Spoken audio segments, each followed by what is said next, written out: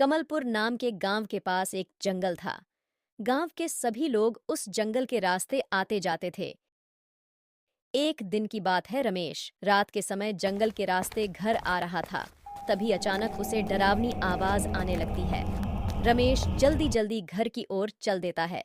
तभी उसके सामने चुड़ैल आ जाती है और वह रमेश को मार देती है। और जब भी कोई जंगल के रास्ते आता, चुड़ैल उसे मार देती। जब यह बात गांव के लोगों को पता चली, तब वह परेशान होने लगे।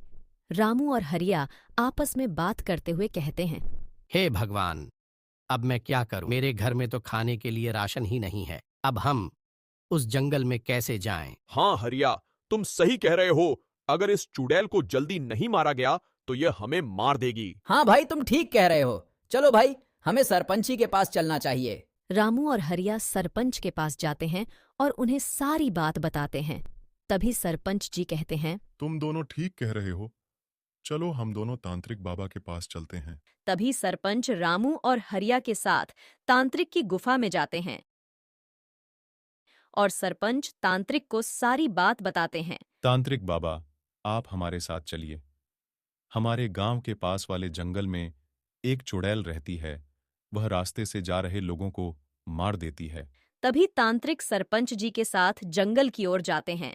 जब तांत्रिक जंगल में जाते हैं, तब चुड़ैल उनके सामने आ जाती है। जब चुड़ैल तांत्रिक के सामने आती है, तब तांत्रिक अपनी शक्तियों से चुड़ैल को मार देता है।